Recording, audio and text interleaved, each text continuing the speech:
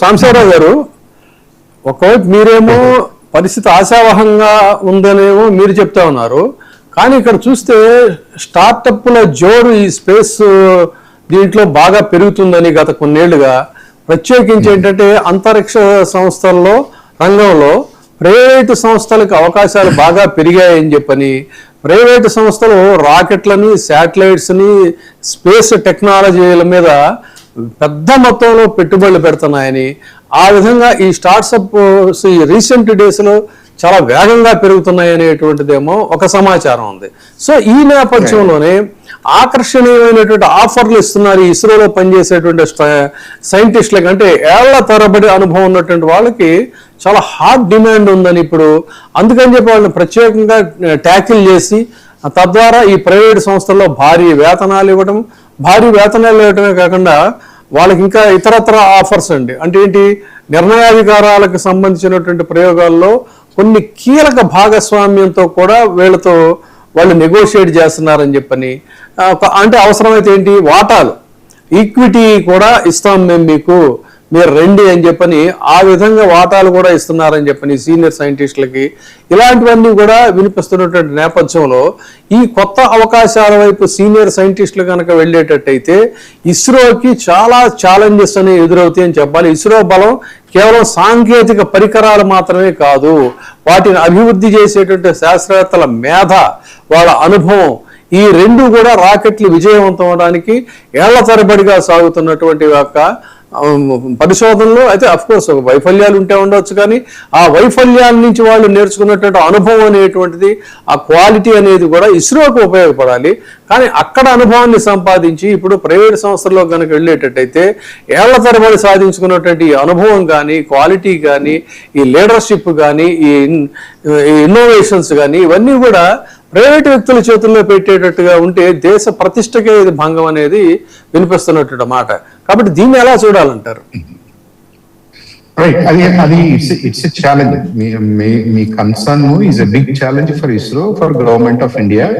Any ప్రభుత్వానికి, అంటే ఈ సంస్థ ఆ ప్రభుత్వం ఉంది కాబట్టి, ప్లస్ ప్రభుత్వం ప్రజల కోసం ఈ సంస్థలు ఏర్పాటు చేసింది కాబట్టి డెఫినెట్ గా ఆ బాధ్యత, బాధ, ఆ ఫ్రస్ట్రేషన్ గవర్నమెంట్ ఆఫ్ ఇండియాలో ఉండటం అనేది సహజం, ఉండాలి కూడా. దానికి వాళ్ళు రెస్పాండ్ అవ్వాలి కూడా. నేనేమంటున్నానంటే విజయబాబు గారు, ఇది మనం చెయ్యట్టు పెట్టి ఆపగలిగింది కాదు. నాసా ఆపలేకపోయింది, ఈఎస్ఐ ఆపలేకపోయింది, ఇస్రో. వాళ్ళకి ఇలాంటి పరిస్థితులు వచ్చాయంటారా? ఇప్పుడు వస్తున్నాయా? డెఫినెట్, అంతే కదా. నాసా ఇప్పుడు నేను 90s లో ఉన్నప్పుడు నాసా అనేది మేజర్ గా సెంటర్సే కనపడి, సెంటర్స్ ఆధ్వర్యంలో నేమ్ లేని వెండర్స్ సప్లై చేస్తూ ఉండేవాళ్ళు. అంటే వాళ్ళని ఎవరు అంత పెద్దగా మాట్లాడేవాళ్ళు కాదు. అలాంటి బ్యాక్ డోర్ చిన్న చిన్న కంపెనీలు, పెద్ద కంపెనీలు అనుకుంటున్న సప్లయర్స్ రాను ఏమయ్యారు, వాళ్ళే లాంచెస్ స్థాయికి వచ్చేసారు. వాళ్ళే నాసా కంటే పెద్ద పెద్ద మిషన్స్ తయారు చేయడానికి, ప్రయోగాలు చేయడానికి రెడీ అయిపోయారు. ప్రధానంగా మనకి ఎలాన్ మస్క్ కనిపిస్తున్నాడు. ఎలాన్ మస్క్ ఒక చిన్న వెండరు, ఒక సబ్ సిస్టమ్స్ ని టెస్ట్ చేసే వెండరు, ఒక సిస్టమ్స్ ని టెస్ట్ చేసే వెండరు, ఒక ప్రోగ్రామ్ ని సపోర్ట్ చేసే వెండర్ గా మారుతూ ఇవాళ నాసా కంటే పెద్ద పెద్ద ప్రోగ్రామ్స్ ఆయన చేపడుతున్నాడు.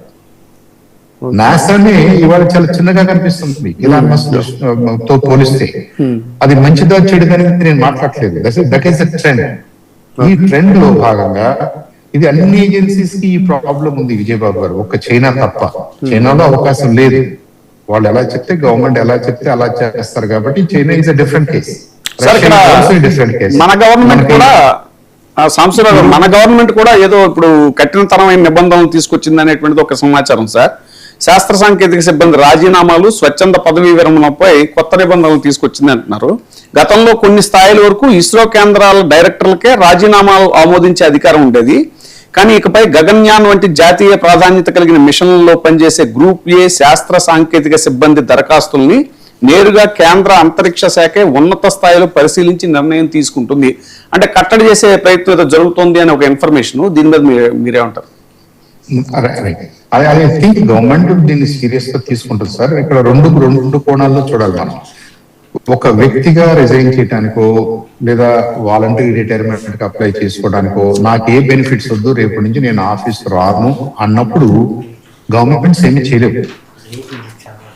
వాలంటరీ రిటైర్మెంట్ ప్రాసెస్ ని అప్రూవ్ చేయడానికి మాత్రమే గవర్నమెంట్స్ కి డెసిషన్ తీసుకునే అవకాశం ఉంటది.